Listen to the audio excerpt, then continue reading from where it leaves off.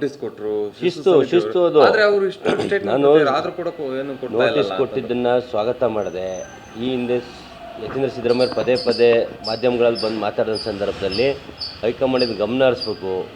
ನೀವು ಕೇಳಿದ್ರಿ ಮುಖ್ಯಮಂತ್ರಿ ಮಗ ಅಂತ ಕೊಡ್ತಿಲ್ಲ ಅಂತೇಳಿ. ಮುಖ್ಯಮಂತ್ರಿ ಮಗ ಅಂತ ನಮ್ಮಲ್ಲಿ ಎಕ್ಸ್ಕ್ಯೂಸ್ ಇಲ್ಲ ಅಂತ ಮಂತ್ರಿನೇ ತೆಗೆದ ಮೇಲೆ ಮುಖ್ಯಮಂತ್ರಿ ಮಗಂದೇನು ಲೆಕ್ಕಕ್ಕೆ ತಾಳೋದಿಲ್ಲ. ಸಂದರ್ಭ ಬರ್ತದೆ. ಹೈಕಮಾಂಡ್ ಎಲ್ಲದನ್ನೂ ವೀಕ್ಷಣೆ ಮಾಡ್ತಾ ಇದೆ. ಶಾಸಕರ ಬಲ ಇಲ್ವಾ ಸರ್ ಡಿ ಕೆ ಶಿವಕುಮಾರ್ ಅವರಿಗೆ?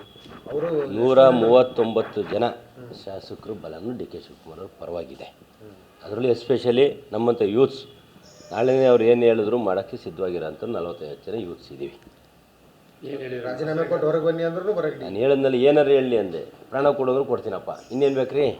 ಅದಕ್ಕಿಂತ ದೊಡ್ಡದು ಯಾವ್ದಾರು ಇದೆಯಾ ಸರ್? ನೀವು ಡಿ ಕೆ ಶಿವಕುಮಾರ್ ಅವರ ಎಲ್ಲಿವರೆಗೂ ವೇಟ್ ಮಾಡ್ತೀರಾ ಸರ್? ಹೈಕಮಾಂಡ್ ತೀರ್ಪು ಬರೋವರೆಗೂ ವೇಟ್ ಮಾಡ್ತೀವಿ.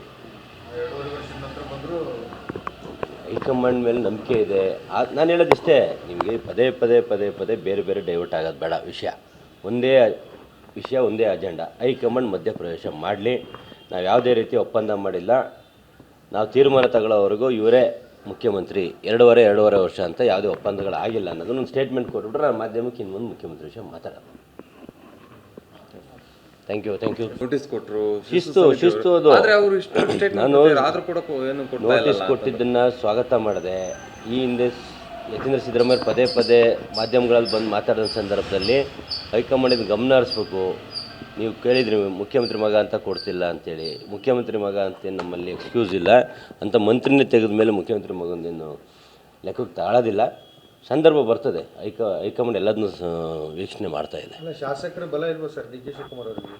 ಅವರು 139 ಜನ ಶಾಸಕರು ಬಲನೂ ಡಿ ಕೆ ಶಿವಕುಮಾರ್ ಅವ್ರ ಪರವಾಗಿದೆ. ಅದರಲ್ಲೂ ಎಸ್ಪೆಷಲಿ ನಮ್ಮಂಥ ಯೂತ್ಸ್, ನಾಳೆನೇ ಅವ್ರು ಏನು ಹೇಳಿದ್ರು ಮಾಡೋಕ್ಕೆ ಸಿದ್ಧವಾಗಿರೋಂಥ 45 ಜನ ಯೂತ್ಸ್ ಇದ್ದೀವಿ.